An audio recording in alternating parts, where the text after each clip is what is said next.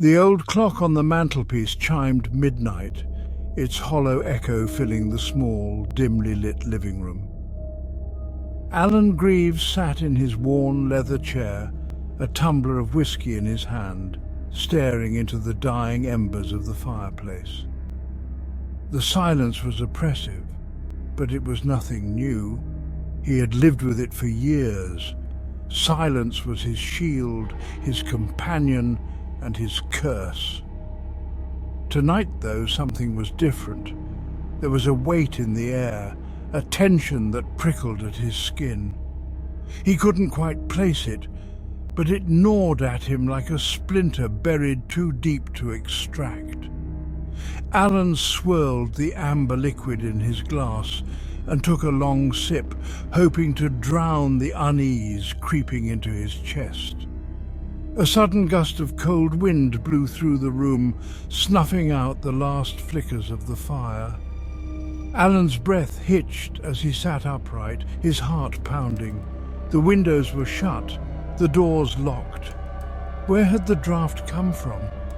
Before he could process the thought, a shadow emerged from the corner of the room. It moved unnaturally, gliding across the floor as if detached from the world.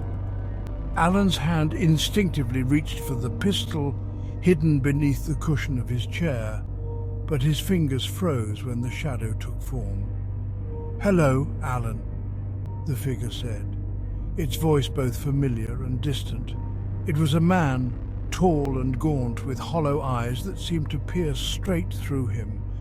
Alan's stomach churned as recognition struck like a lightning bolt.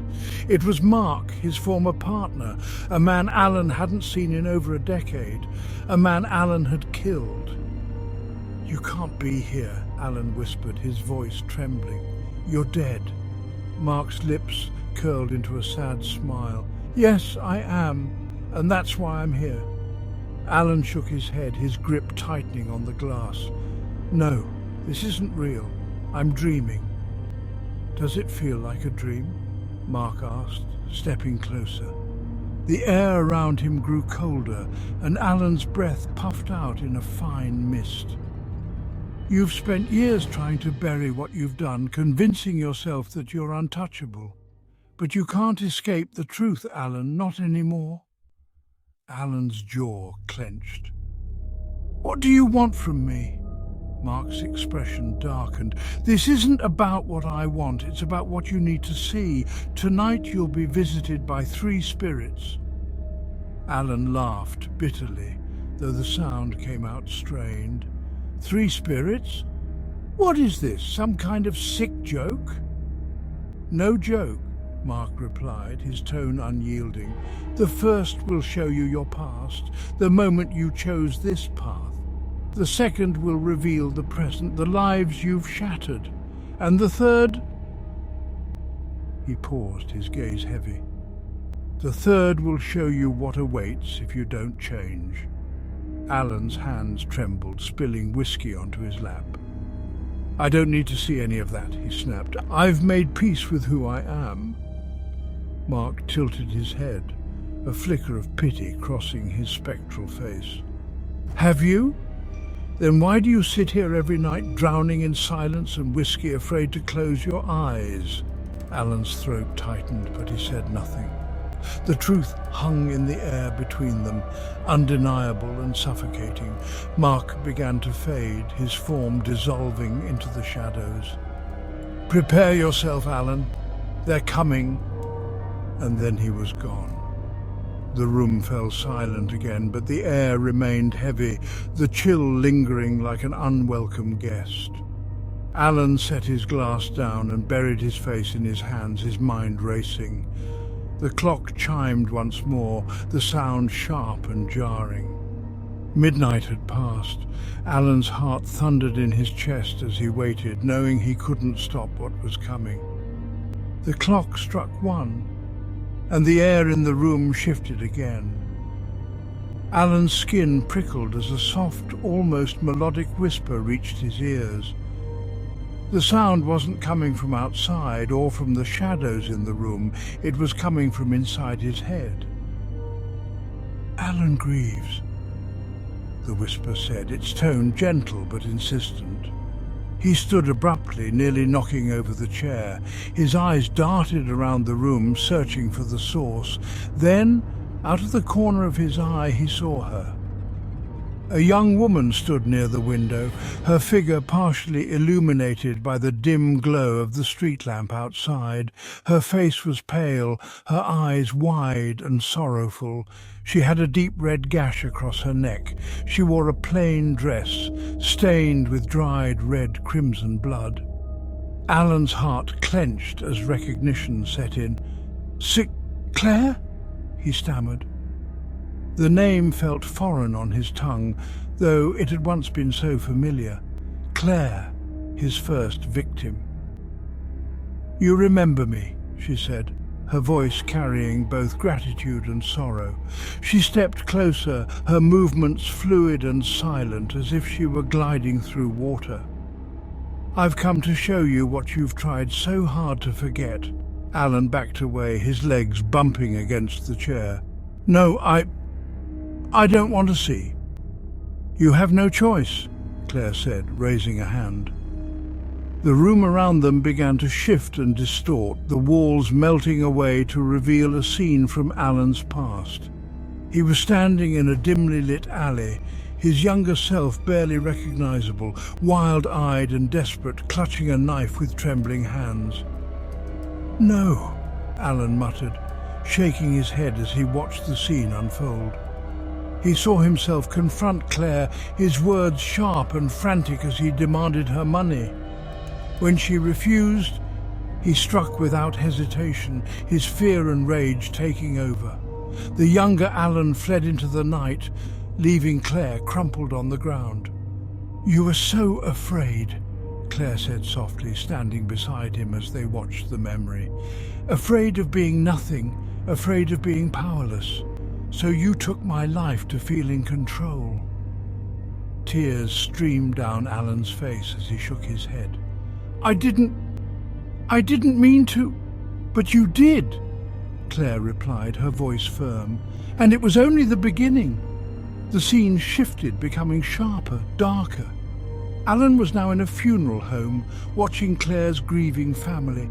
Her mother's wails tore through the air, her father's quiet sobs more haunting than any scream. Their pain was palpable, a physical force pressing down on him. "Do you see what you caused?" Claire asked, her voice laced with a sadness that cut deeper than anger. "You didn't just take my life, you shattered theirs." "Did you even know that I was 6 months pregnant?" Alan covered his ears, his body trembling. "Stop it! I can't take this." "You must," Claire said, unyielding. "Only by facing what you've done can you begin to understand." The scene dissolved, leaving Alan alone in the room with Claire once more. She reached out, her hand passing through his cheek like a cold breeze. "You need to remember, Alan. You need to understand what you've done." Before he could respond, Claire began to fade, her sorrowful eyes lingering on him until she was gone. The room returned to its oppressive silence, but Alan knew it wouldn't last. The clock ticked on, counting down to the next visitation. The clock struck 2. Each chime reverberating through the darkened room like the tolling of a death knell. Alan sat frozen in his chair, his chest heaving with shallow breaths. He had no more whiskey to calm his nerves. His glass lay shattered on the floor, the amber liquid soaking into the rug like blood. A creeping dread took hold as the air grew heavy, thick with an invisible weight that pressed on his chest. A faint light flickered in the corner of the room, wavering like a dying flame. Then it began to grow, twisting and writhing into a tall, thin figure that seemed to absorb the darkness around it. "Alan Greaves," the figure intoned, its voice resonant and hollow like the groan of a dying wind. "I am the spirit of the present." Alan's fingers gripped the arms of his chair until his knuckles turned white. "What do you want from me?" he asked, though his voice was barely above a whisper. The spirit stepped forward, its shadowy form towering over Alan. The figure had 2 empty eye sockets and his mouth was carved into a grotesque smile. The spirit extended a bony hand, its fingers impossibly long and clawed. "To show you the consequences of your actions, to reveal the pain you sow even now, to show you the lives you've ruined, to reveal the torment you've sown in this very moment." Before Alan could protest, the room dissolved around him. He was no longer in his living room, but in a cramped, dimly lit apartment. A woman sat at the edge of a sagging couch, clutching a photograph in her hands. Her face was pale and streaked with tears, her eyes hollow with grief. Alan recognized her immediately. Rachel, the wife of James, his most recent victim. Her shoulders shook as she sobbed, her fingers trembling against the edges of the photo. Next to her, a young boy, James's son, sat with a toy car in his lap, staring blankly at the floor. His small hands gripped the toy so tightly that his knuckles were white. "Do you know them?" the spirit asked, its voice echoing in Alan's mind. Alan nodded, his throat dry. "Yes, that's James's wife and son. Their grief is fresh, their wounds raw," the spirit said. It raised an ethereal hand, gesturing toward Rachel. "She's barely holding on. My death has torn her world apart." The scene shifted slightly, and now Alan stood behind Rachel as she buried her face in her hands. Her muffled cries filled the room, and Alan felt an ache in his chest that he couldn't ignore. "She's been evicted twice since you murdered me," the spirit continued. "Without my support, she's drowning in debt. She's barely able to feed the child you see before you." Alan's eyes flicked to the boy, who hadn't moved from his spot on the floor. His face was eerily blank, his eyes dull and lifeless. "He's just a kid," Alan murmured. "He doesn't deserve this." "No," the spirit agreed, "but he's paying the price for your actions. Every decision you've made ripples outward, Alan. The pain you cause doesn't end with the dead, it consumes the living." Before Alan could respond, the scene shifted again. Now they stood in a dimly lit support group. A circle of chairs filled the room, and in each one sat someone clutching a photograph or a keepsake. Alan immediately recognized their faces, family members of his victims. One man stood, his hands trembling as he held up a framed picture of a smiling woman. "My wife was my everything," he said, his voice thick with emotion. "She was taken from me in the most brutal way imaginable, and the monster who did it, he's still out there, still breathing. We won't stop until he's brought to justice," the man said, his voice trembling with conviction. "Whoever did this will pay." Alan's breath quickened as he recognized the rage in their eyes, the thirst for vengeance. They want me dead," he whispered. "Of course they do," the spirit replied. "You took someone they loved. What would you expect?" "Do you feel it, Alan?" the spirit asked. "Their pain, their anger? Every moment you live freely, they suffer?" "I didn't mean for this," Alan shouted, his voice breaking. I never thought about—" "Exactly," the spirit interrupted, its voice sharp and cutting. "You never thought, and now they are consumed by the wreckage you left behind." Alan fell to his knees, his hands clutching his head as the support group dissolved into darkness. The spirit loomed over him, its shadow stretching impossibly long. "This is your present, Alan," it said. "This is the legacy you are building. but there is still more for you to see." The scene faded, and Alan found himself back in his living room, the spirit of the present looming over him, its face tilted as if studying him. "Do you see now, Alan? The world doesn't end with the lives you take. It twists and fractures, leaving scars that never heal." Alan's hands trembled as he clutched his chest, his heart hammering against his ribs. "I can't undo it," he said, his voice breaking. "I can't bring them back." "No," the spirit agreed, "but you can stop what comes next." Before Alan could ask what it meant, the spirit dissolved into smoke, leaving him alone once more. The clock ticked on, its sound deafening in the silence. The next spirit would come soon, and Alan wasn't sure he could bear to see what it would reveal.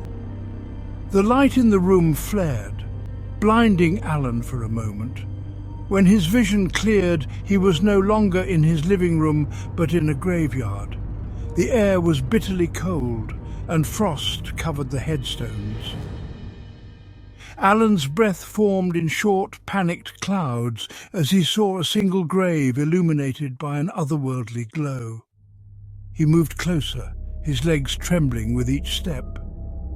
The headstone bore a name that made his blood run cold. Emily Greaves. His wife. His knees buckled as he stared at the letters, each one cutting into him like a blade. "No," he whispered, shaking his head violently. "This can't be. She's alive." A low, guttural laugh erupted behind him.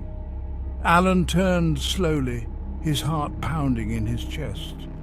A cloaked figure stood there. It threw back its hood, revealing the decayed, undead face of his loving wife. Her once warm, vibrant eyes were now sunken and glowing with a malevolent light. Her lips parted in a grotesque grin, revealing jagged, yellowed teeth. "Emily!" Alan croaked, his voice barely audible. The undead figure took a step forward, her movements jerky and unnatural.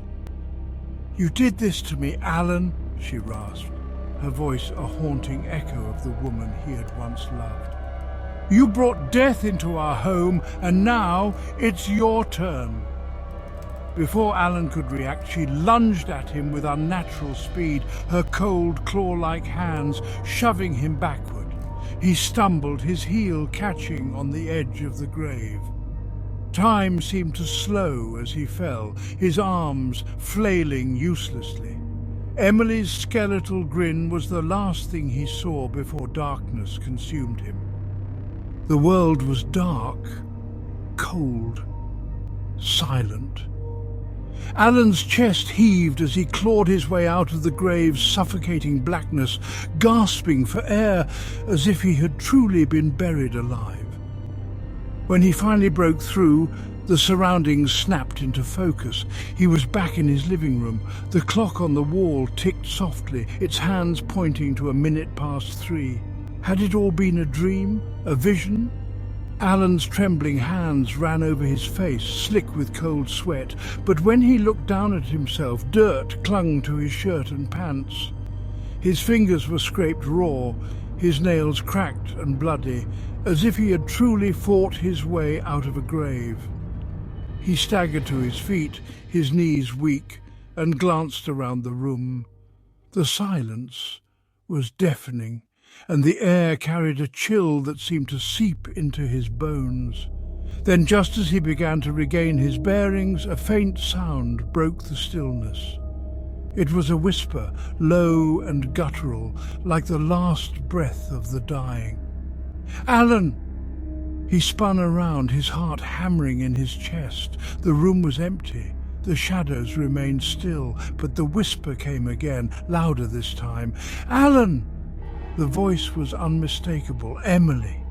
His stomach twisted into knots as the memories of the graveyard and the undead vision of his wife flooded back. "No," he muttered, backing away from the sound. "You're gone. That wasn't real." But the whisper continued, growing into a chorus of voices. each one a familiar echo of someone he'd taken from this world. James, Sarah, Marcus, and countless others whose lives he'd ended without remorse. They called his name, their words blending into a crescendo of anguish and accusation. "Stop it!" Alan screamed, covering his ears. "Just stop!" The voices fell silent, leaving an oppressive stillness in their wake.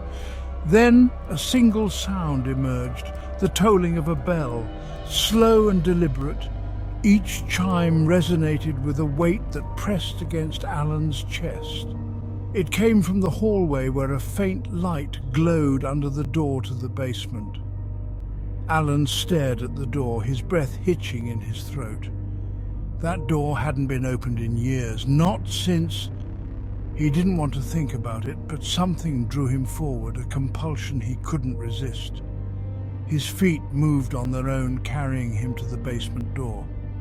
The closer he got, the louder the bell's toll became, each chime shaking the very foundation of the house. Alan reached for the doorknob, his hand trembling violently. The metal was icy to the touch, sending a jolt up his arm. With a deep breath, he turned the knob and pulled the door open. The basement was bathed in an otherworldly light, illuminating every shadowy corner. At the center of the room stood a figure cloaked in darkness, its back turned to Alan. It was tall and gaunt, its limbs unnaturally long, and its very presence radiated a sense of dread. The figure turned slowly, and Alan's breath caught in his throat. The hood that concealed its face fell away, revealing a void where features should have been. It was neither human nor spirit, but something beyond comprehension. Yet, within the void, Alan saw flashes of every victim he'd killed.